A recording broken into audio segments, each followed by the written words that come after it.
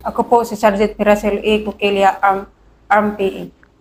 Yung kasagsagan sa battle area ng Marawi, ako po yung isang babaeng pinapapasok doon sa loob ng 00 area. Doon ko po nakikita yung mga vehicle or mga kalaban natin kung paano natin i-recover yung mga vehicle na natamaan sa mga RPG, sa mga yung mga kalaban natin na fight sa mga tropa na namatay yung mga tropa kung paano natin kinukuha. Tapos yung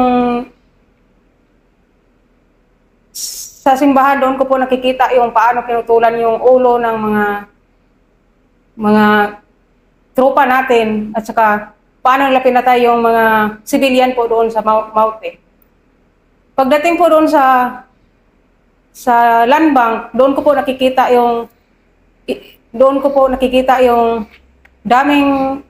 daming kalaban po at saka dami silang rape na babae doon at saka yung lumalapit sa amin ng mga babae ang laging sinasabi na maraming kalaban dyan na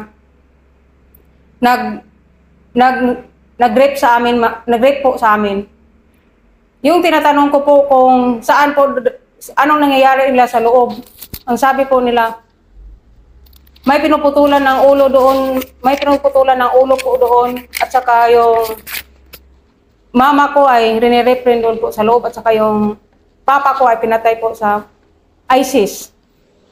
Yung pagbaba namin doon sa palengke na area, doon po sinasabi, nakikita naman namin yung may nahuli naman kami ng kalaban doon at saka doon na po nakikita namin yung pinatay naman niya yung isang tropa namin at saka pinutulan naman ulit ng ulo.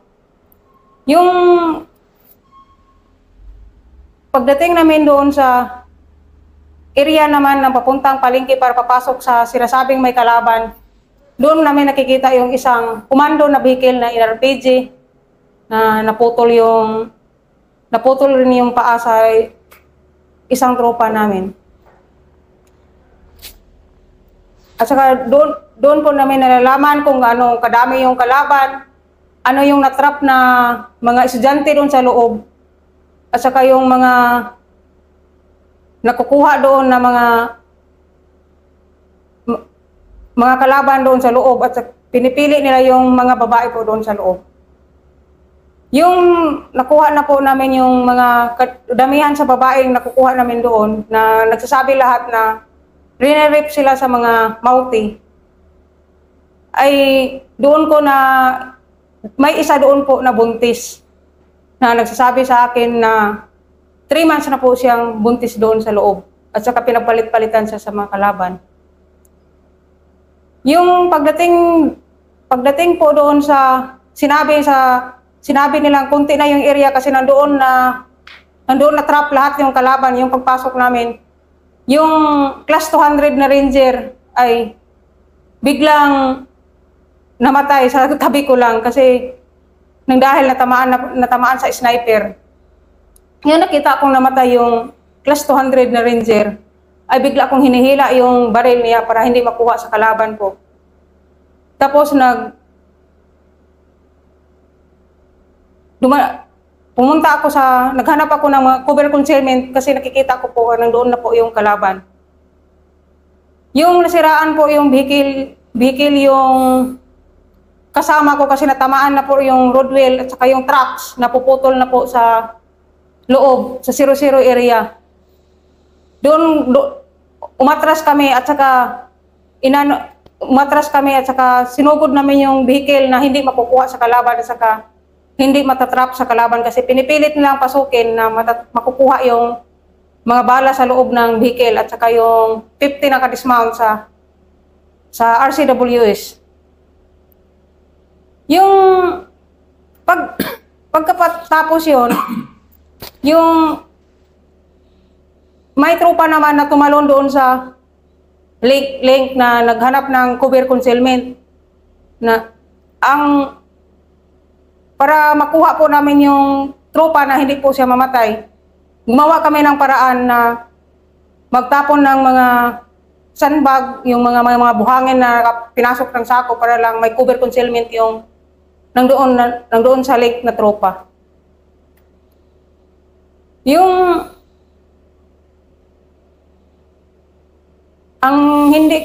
doon ko po naranasan na kahit babae pala ako, kaya ko palang hindi maligo ng 7 days. At saka hinihintay po namin na paano kami maliligo kung walang ulan kasi mahirap po ang tubig. At saka hindi basta-basta kaming kahit saan lang maligo kasi nang dahil may mga kalaban. Sabi sa iba, hindi daw kaya sa babae na makipagbakbakan doon sa loob. Pero natry ko sa sarili ko. Kung mahal mo pala yung trabaho mo, kahit nahirapan ka na sa loob, lumalaban ka kahit babae ka po doon. Doon ko naranasan na walang kain. Pero normal lang yun sa amin kasi sundalo. Yung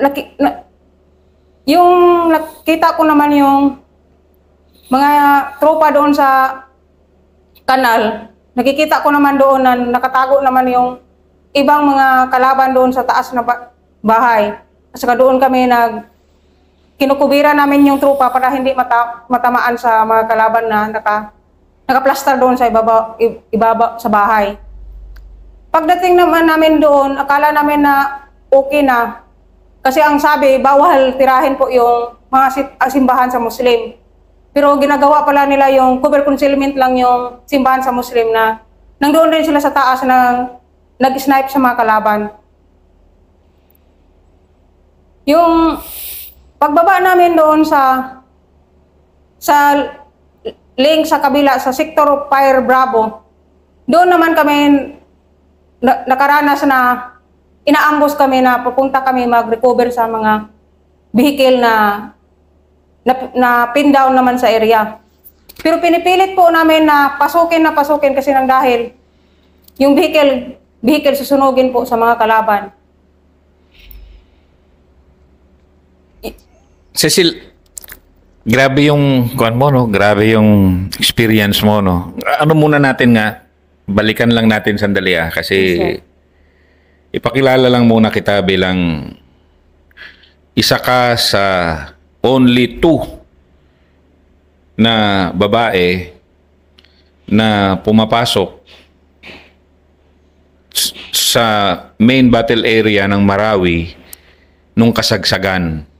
And ang main na naging trabaho nyo ay mag-recover ng mga armored vehicles na demobilize na. Pero ang pinakamasakit kasi is kada puntahan nyo, may laman yun na patay. Yes po. Pwede mo bang ikwento? Kasi babae ka, parang sinasabi mo nga kanina na kaya pala ng babae, pero napakahirap nung naging trabaho mo dahil hindi mo naman re-recoverin yung isang armored vehicle kung hindi patay yung nasa loob, di ba? Tama ba? Yes po. Paki-explain mo nga paano yung naging trabaho nyo, yung i-detalye mo lang para maintindihan lalo na ng kababaihan Pilipino na ito yung naging papel mo sa Marawi Siege. Explain mo nga paano nyo ginagawa yung trabaho nyo noon. Yung papasok po kami doon sa area, tawagan kami sa ibang CO sa kabilang sektor na kailangan namin ng armor vehicle dito kasi may na patay na tropa or may nagsusurrender din na mga multi-ISIS. Pagpasok namin doon, kailangan namin mag-coordinate sa kabila sa mga tropa namin kasi nang dahil kung hindi kami mag-coordinate doon, baka salubong yung bala. Sandali lang. So, ibig sabihin, hindi lang pala pag-recover ng mga damaged na vehicles yung trabaho mo, taga-recover din pala ng wounded? Yung madaanan po namin, sir. Yung madaanan na yes, wounded? Po. Sige. Explain mo pa para mas maintindihan pa ng nanonood na yun yung naging trabaho mo, na napaka-critical yung naging trabaho mo.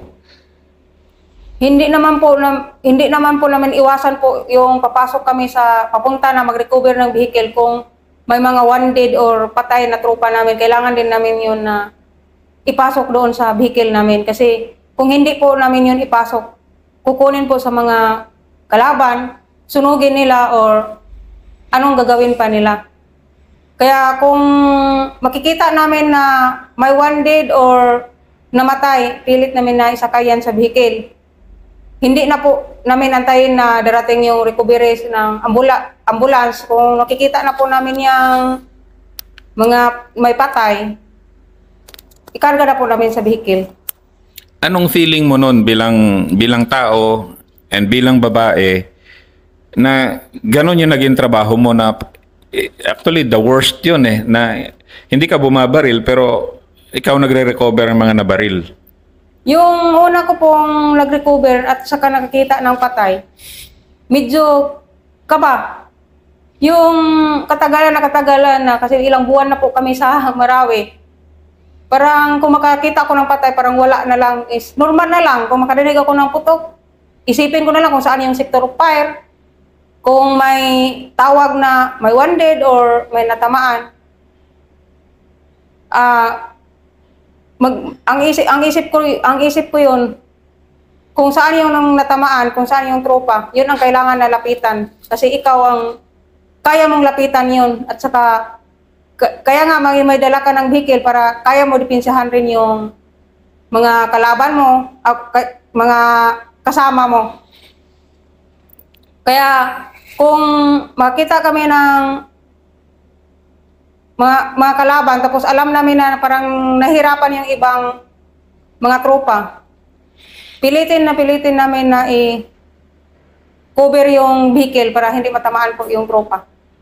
So, dumaan ka rin pala sa ganon na nagiging shield yung tropa nyo, nagiging para lang hindi matamaan yung tropa. So, hindi lang, kasi noon, kung mag-rescue ka naman dahil bakbakan, hindi mo naman mapili na kung may pumuputok pa ba o hindi, di ba? Yes. So, bilang isang sundalo sa mga panahon na yon, naririnig mo rin yung lumalagitik na bala sa armored vehicle nyo, siyempre. Yes po, sir. Example, ano naman nararamdaman mo noon na parang pinuputokan kami, maaring RPG na yung susunod? Kinakabahan po at saka ang lagi mong sa isip magdasal.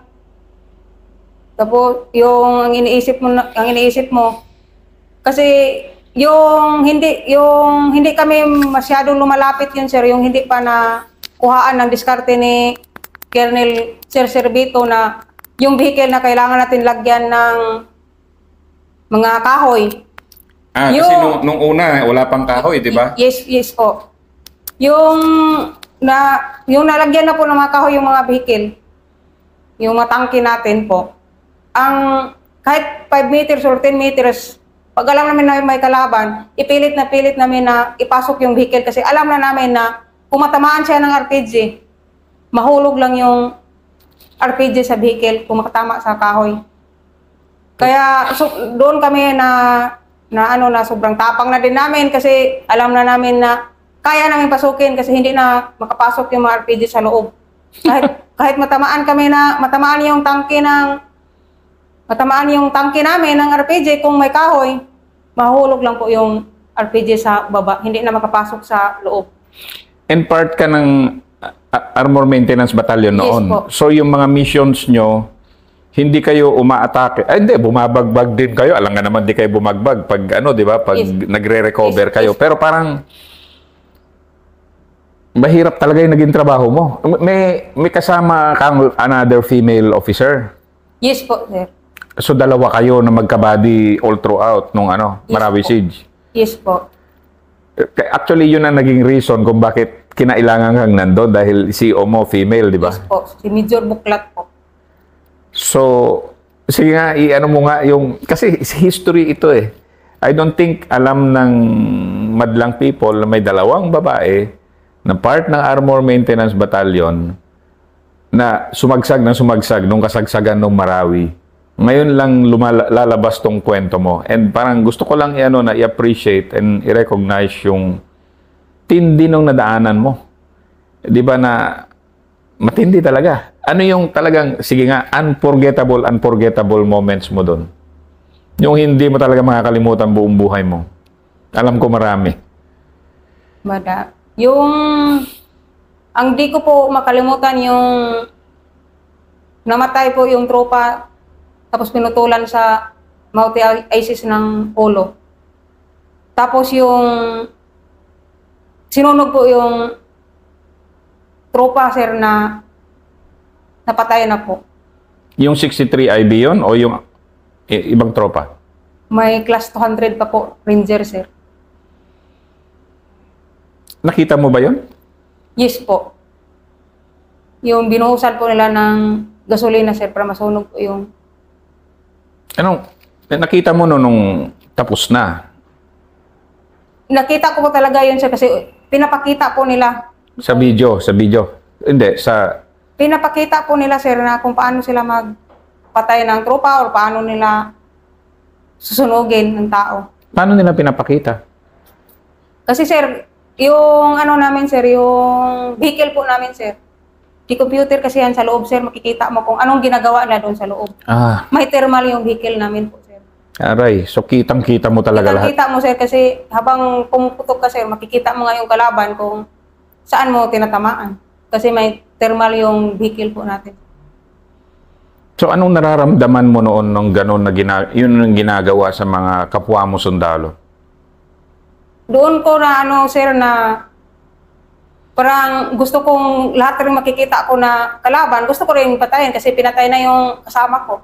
Kasi doon ko rin doon din ako tumapang yung makakita ko na yung tropa kong may duguan na gusto ko rin babawi kasi yung tropa ko may dugo na.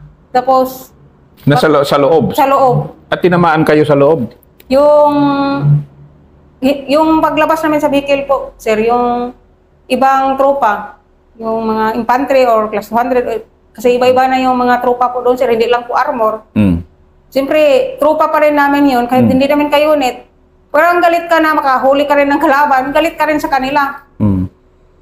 Kung yun ang naano ko, hindi ko makalimutan po yung makita talaga kung may duguan na tropa namin. Galit din ako sa kalaban. Yung naano ko sa loob po, na experience. So, nung nagalit ka sa kalaban, ano yung nagbago sa'yo bilang isang tao, bilang isang babae, bilang isang sundalo? Yung nandoon po ako sa loob, sir, gusto ko rin talaga rin babae at saka patayin ko rin sila. Kasi pinatay na po yung trupa ko. Kasi ang iniisip ko, walang retake na buhay. Paano naman kung ako yung namatay? So hindi na yung mababalik yung buhay mo yun, sir. Yun yung ano mo, na Yes. parang dito mo sinasabi na yung kakayahan ng lalaki, kaya rin ng babae pag buhay na yung nakataya. Parang ganon. Yung kakayahan sa lalaki, sir, pag buhay ng kataya, kaya rin sa babae, sir. May panahon ba na ikaw mismo rin kumalabit sa gatilyo nung naging gunner ka rin at alam mo rin may napatay kayo? May napatay ka? Nakalaban? Ay, madami po, sir. Makikita po. Hindi, sample mo nga. Yung parang, kasi ikinukwento mo na lang to, pero sa normal kasi na mandirigma o lalo na isang babaeng mandirigma, hindi normal na ikaw mismo yung bumabaril at alam mo na tumatama ka dahil may RCWS kayo, di ba? Yes po. So ulitin ko nga, so at naranasan mo talaga na kumalabit at alam mong tinatamaan mo dahil may RCWS? Yes po, sir. Kasi makikita po sa computer, sir, na kung saan po matatamaan yung tao. So naging gunner ka? Naging gunner ka? Naging gunner rin ako po, sir. Kung may recover, sir, na kailangan na mag-volume of fire kasi kailangan mo talaga pasukin yung sa loob, sir. Kasi kung hindi ka rin mag-volume of fire, paano naman yung dito nagre-recover rin na tropa po, sir. Kaya kailangan rin na kahit nag-recover ka ng mga vehicle, sir, kailangan mo pa rin, may tropa rin pumuputok na taga-maintenance. Habang nire-recover nyo? Oo, habang nagre-recover, may taga-maintenance rin pong nagpaputok yung gunner sa vehicle po, yung dala namin na vehicle, yung recovery, may naka-dismount po na 50. Ikaw nun, sa loob ka, ikaw bumibira o bumababa ka rin? Sabihin ng first sergeant ko, si Master Dumdum, na doon ka muna sa loob kasi ikaw muna mag-gunner. Sumusunod po ako sa autos. Pag magsabi na magbaba ka kasi ihila natin yung vehicle kasi yung twin bar, kailangan natin maraming magbuhat kasi mabigat yung twing bar sa recover natin. Buwang baba po ako, palitan po kami sa loob, sir. So talagang naranasan mo rin lahat yung mga trabahong yun Yes po. dahil sa ano? Naranasan ko po rin mag-drive din doon sa loob ng vehicle po, sir. Ah, dami mong skill pala. Driver ka na, gunner pa. Kasi kung hawak mo na kasi yung tangke po, sir, dapat matutunan mo ang lahat. Kasi paano naman kung natamaan yung gunner or natamaan yung driver. So at least alam mo i-drive yung vehicle. Hmm. Wow. So, sinasabi mo kanina ang hindi mo makalimutan talaga yung pag-recover nyo nung ambulance, yung M113. Bakit? Hindi ko po yun makalimutan, sir, kasi doon ko po nakikita yung tropa na paano sila nahirapan. Tapos yung vehicle na nahulog doon sa bangin kasi nang dahil RPG po yung nakatama. Doon po kami nahirapan kung paano i-recover yung vehicle kasi pumunta kami ng 2 a.m. morning. Nakabalik po kami na-recover po namin ng 10 p.m. ng gabi kasi nang dahil sa sobrang dami pong kalaban na binabantayan po yung ambulance po. Sige nga, ambulance na M113, di ba? Yes po. Sige nga, ikwento mo nga gaano kahirap nyo ginawa yon bilang... alam ko napakahirap nyo ginawa. Dahil magsimula kayo sa 2 a.m. natapos kayo 10 p.m. So, gaano kahirap yon? Kasi babantayan at babantayan talaga nila, di ba? Yung ang ginagawa po namin yun para umaatras po yung mga kalaban. Habang nagpupunta po kami doon, nagtawag na po kami sa mga ibang tropa na kailangan natin na mag-volume of fire dito sa kasi sobrang sa ambulance na paano natin ma-recover kasi sobrang hirap rin kasi ang bangin. Tapos yung ang putik pa, ulan. Tapos hindi basta-basta makukuha kasi nang dahil yung may mga landmine po silang nilalagay po sa paligid. So hindi natin basta-basta na papasukin yun kasi yung tropa yun, kung apakan yung mga wire, puputok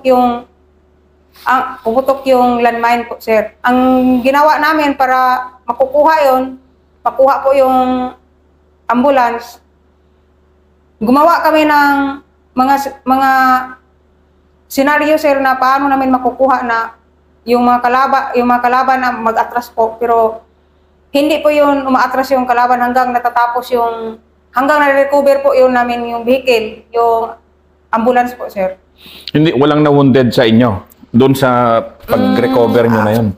Ang wounded po yun sa amin, sir, yung driver po sa bulldozer kasi nagtutulungan na yung engineering at saka armor at saka iba pang unit po. Kasi sa sobrang hirap. Kasi kung yung recovery lang ng maintenance ang gagamitin po, sir, mahirapan po kaya nag-usap-usap yung mga officer na kailangan talagang magtutulungan hanggang makukuha yung ambulance po. Bilang isang sundalo noon na gano'n, mga anong buwan yon? Patapos na ba noon o gitna pa lang? O... August po, sir. August, so medyo malakas pa. May malakas, po, August po, sir. Malakas na malakas pa yung labanan noon. Yes po. Meron bang panahon na parang ikaw mismo, parang umiiling ka na rin sa hirap, sa pagod, sa takot? Meron bang ganon? Dumating ba sa'yo yun sa 5 buwan na yun? Hindi ko po naranasan yung natatakot po ako kasi ang iniisip ko, pag may baril ako, mas lalo akong tatapang kasi nandun ako sa loob. At saka, ito na trabaho, sinumpaan ko na. Kaya tanggap ko kung anong mangyayari sa loob. Pero pinagdasal ko po na buhay rin ako doon sa loob. Ganon yung naging, ganon yung naging tatag ng, sense of duty o bilang tapat na sundalo. Ganon yung naging, Yes utak po, mo. sir. Yes po, sir. So hindi ka talaga yung parang pagod ka na, ayaw mo na, hindi dumating sa Hindi ko po yun na iisip, sir, na pagod na ako, susuko na ako. Walang ganon. Walang pumasok sa isip ko po. bakit kaya? Dahil sa, alam mong, sinumpaan mo bilang sundalo or ano pa? Ano pa ang rason kung bakit talagang solid na solid yung commitment mo sa mga panahon na yon? Kasi, ang sabi nga sir, may unity yung sundalo. Ayaw ko din na iiwan yung mga tropa na kasama ko po doon. Kung sino yung mga kasama ko doon, sir, hindi ko po yun iiwan. Kasi kami po ang nagtutulungan doon sa loob. Walang pamilya doon, magulang nagtulong sa'yo. Kung hindi, yung kasama mo nang doon sa loob, yun po rin ang magtutulungan po kayo doon sa loob. Kahit babae ako, yung mga kasama kong mga lalaki, kahit sa tingin nila na akala nila na nahihirapan na ako, lagi sila nagtatanong sila na okay ka lang ba? Okay ka lang ba, Cox? Sabi ko, okay lang po ako, sir. Ang laging sinasabi sa mga seniors ko doon, kung saan kami, kasi alam naman natin anong hirap, basta sunod ka lang na sunod sa amin. Kung anong kuman, yun lang din ang sundin. Kasi ako rin talaga ang pinaka-junior po doon. Na Ikaw kasama. pinaka-junior. Opo, pero yung mga, kahit junior ako yun na time, yung mga kasama kong mga seniors na lalaki, di naman rin nila ako yung pinapabayaan. Kailangan, ano rin sila yung tinatanong ka, kung may time kasi na makapahinga ka po. Mag-usap-usap kami, tanungin na kung okay lang, nahirapan ka na ba? Pero ang sabi ko, hindi po ako nahirapan. Kung saan kayo, nandun po ako, sir. Yun lang po ang lagi kong sinasabi. Grabe, no? I mean, kung saan kayo, nandun din ako. Yun yung parang trinato mo talaga yung sarili mo na walang babae, walang lalaki dito sa gera na to. Parang ganun ba nangyari sa'yo? Opo, yun po. Paki-explain mo nga yun. Kasi sabi nga sa iba, pag ang babae, yung may treatment na iba yung parang, siyempre babae ka, iano ka na, ay, ito lang yung trabahuin mo kasi babae ka. Pero pagdating sa gera, walang babae doon at saka walang lalaki kasi pareho kayo nagsisave ng buhay. Kasi alangan, magpabigat ka pa sa mga kasama mong lalaki na kaya mo naman na sustain rin yung sarili mo, kaya mo namang gampanan kung ano ka doon sa loob. Kasi ang lagi kong iniisip doon po, kung anong kuman sa mga seniors ko, kung anong sasabihin, yun lang po ang sinusunod ko. Kasi kung di mo rin sundin po yung kuman or utos nila, so doon kayo magka-problema. Grabe, no? Ano yung mga maliban doon sa pag-rescue nyo sa ambulance? Kaso sabi mo kanina marami ka na nakalimutan. Pero siguro naaalala mo pa. Parang pilit mo bang kinalimutan yung iba o nakalimutan mo na lang? Pero parang gusto kong maalala mo, sana maalala mo pa yung iba para ma-inspire yung ma-inspire yung mga female soldiers natin ngayon sa ikaw. Dahil dalawa lang kayo na nandun na female sa main battle area. Ibig sabihin, sa bakbakan sa Marawi. Ano pa yung hindi mo makakalimutan maliban sa pag-rescue nyo dyan sa ambulance? Yung tunnel sa palengke po, sir, na sobrang daming mga hostage na pinapatay po sa loob. Yung sabi sa mga seniors ko, tingnan natin dito sa loob kasi kung ano yung hitsura dito yung tunnel sa loob, kung anong nandoon sa loob ng tunnel, doon ko nakikita yung karamihan yung pinatay po ng mga hostage po, sir. Pinatay ng rebelde? Pinapatay ng mga rebelde po, sir.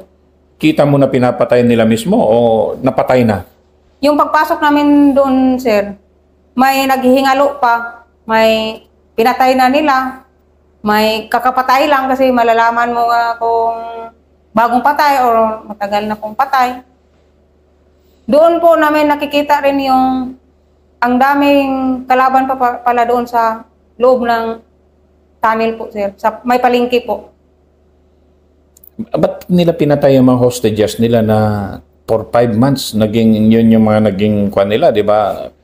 Kalasag nila para hindi Kasi yung ibang mga hostage yun, sir, gusto na po nilang tatakas. Pag alam nilang may nakatakas na iba, kasi ang nila parang ikaw, bantayan mo rin yung isa para hindi tatakas. Wag alam lang may nakatakas po. Lahat yung nandoon sa naiwan or sinong mapag gustuhan nilang patayin, yun po ang pinapatay nila. Anong naramdaman mo noon na nakikita mo yung mga hostages na patay? Hindi ito sundalo, hindi ito kalaban na eh. Ibang level ito dahil pure civilian to, bata, matanda, na pinapatay ng mga rebelde. Ang una ko na ano yun, sir, naawa ako. Ang sabi ko, sa isip ko, kung makakita din ako ng kalaban ko dito dito sa loob ngayon, papatayin ko rin. Parang yung mindset ko, sir, parang gusto ko rin laging gaganti yung pagdating doon sa loob po, sir. Kasi sobra-sobra na. Kasi sobra-sobra na po yung ginagawa po nila. Lahat na po, yung i-rape yung babae, yung mga estudyante, may pinapatay. Tapos ang ayaw kong makikita yung mga bata na madamay po. Kasi sabi mo kanina, may lumalapit sa'yo noon na mga civilian, tapos sinasabing ni-rape sila, ganon-ganon. Yes po, di ko po yun makakalimutan yung nag-aral po sa MSU Marawi na tumakbo sa akin na sabi na re-rape po siya. Tapos sinakay namin sa vehicle, sa tangke na papunta doon sa rice mill kasi doon po nilalagay yung makukuha po natin ng mga buhay na hostage doon sa rice mill sa taas. Tapos doon yung mga na hostage na nakuha doon po, may mga medical mission rin po doon or mga psychology na kinakausap po. Pero safe na yun na lugar yung sa rice mill na area po. Nang doon na lahat yung mga security. Kung may magpunta ng mga officer na mga sundalo, doon muna sila mag-stay kasi yun ang safe na area yung sa rice mill na tinatawag po.